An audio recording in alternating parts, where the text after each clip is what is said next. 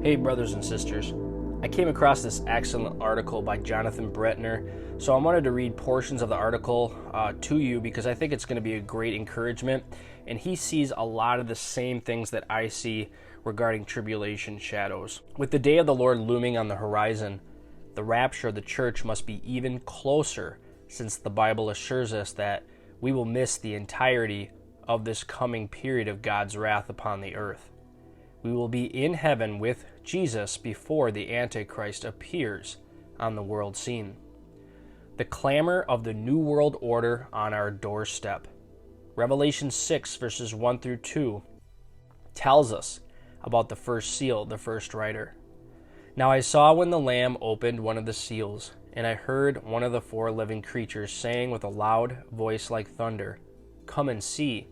And behold, a white horse.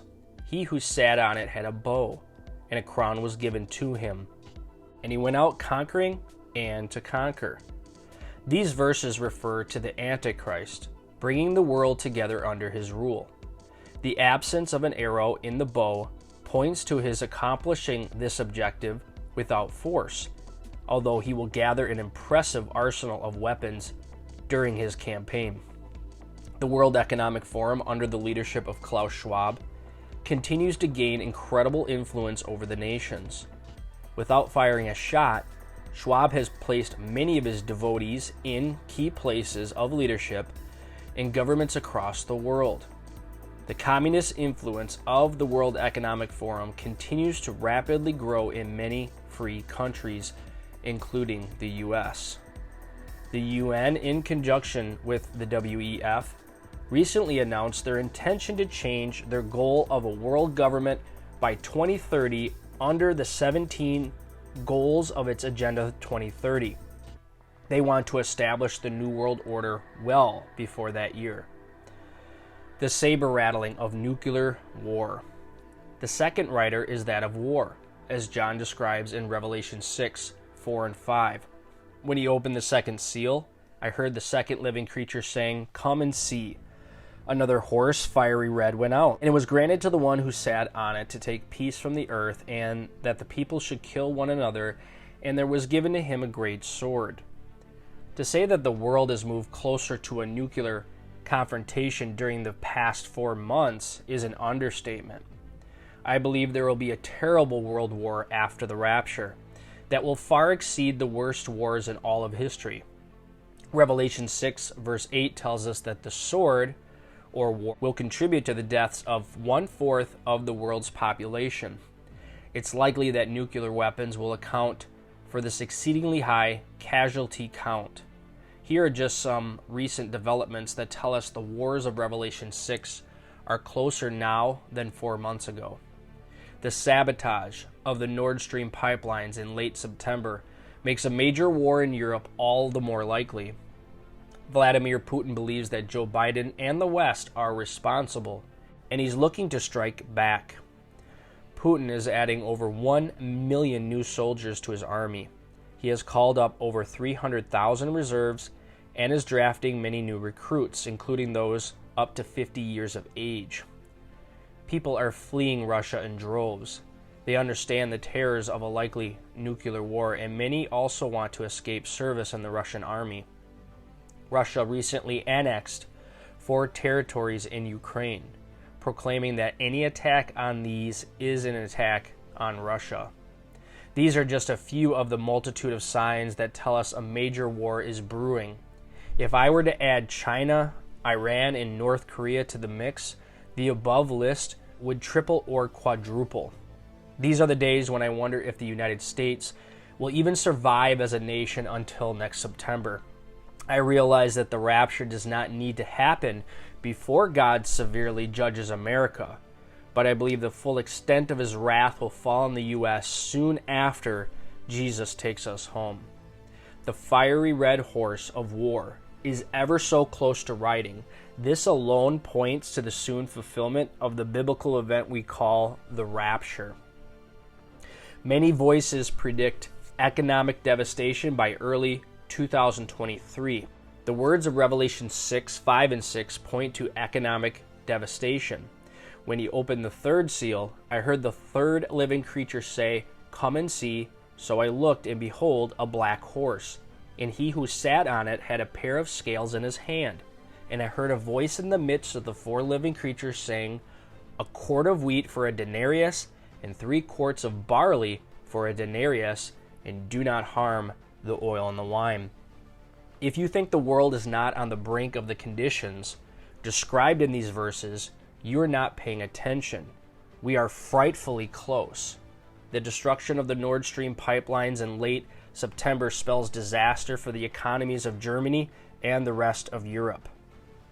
Here is what economist commentator Michael Schneider wrote about inflation in Germany before the cutoff of gas from Russia. Quote, "This week we got some inflation numbers out of Germany that are so high that it's difficult to believe they are actually real. The most conservative estimates of the impact of the Nord Stream disaster state that tens of thousands of Europeans will die this winter because they will be unable to heat their homes. Prices of all commodities in Europe and North America will continue to rise sharply as energy prices skyrocket." The writer of death. The result of all these end of days horrors will be a death count higher than anything the world has seen since the Genesis 6 flood. Revelation 6, 7, and 8 describes what the world will experience when Jesus opens the 4th seal. When he opened the 4th seal, I heard the voice of the 4th living creature saying, "Come and see." So I looked, and behold, a pale horse, and the name of him who sat on it was Death, and Hades followed him.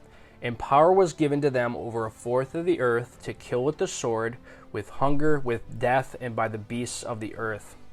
Right now, 1/4 of the world's population will be almost 2 billion people, and that marks just the start of the tribulation woes.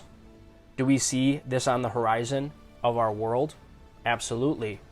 The elitist globalists of our day are seeking to dramatically reduce the population of the world.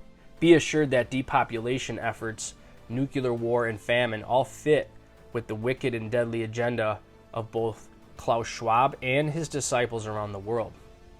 The WEF and the UN's Agenda 2030 all have as their goal a new world order with the elites enslaving a greatly reduced population. Noah Harari, chief advisor to Schwab, believes that the majority of people are useless eaters. Please don't doubt the vile and evil agenda of the globalists that control many governments in our world, including that of the United States. They don't care how many innocent people die as a result of their accomplishing their goals. Satan is motivating them, as Jesus clearly explained the devil's character as that of a deceiver and murderer. It shouldn't surprise us that the nations within his realm so willingly kill and destroy innocent lives. Jesus is coming very, very soon. What do all these things tell us? They assure us that Jesus is coming very soon. If the prophetic events of Revelation 6 loom so close on the horizon, and they do, how much closer must we be to the rapture of the church that must occur before these things happen? Please don't be dismayed that you remain on the earth longer than you anticipated or would like.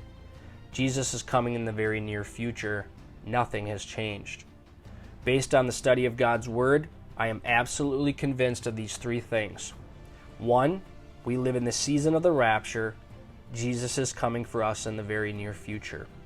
2, the rapture must happen before the start of the 7-year tribulation. 3, Jesus will return to earth as a conquering king after the 7-year tribulation and will reign over the nations of the world for 1,000 years from a gloriously restored Israel. The Bible tells us that Jesus will sit on the throne of David. Jesus will not disappoint us. Count on it. He will fulfill his promise in John 14 and take us to the place he's preparing for us. The glory ahead for us is well worth the wait. Keep holding on and looking up in eager anticipation of Christ appearing. Maranatha.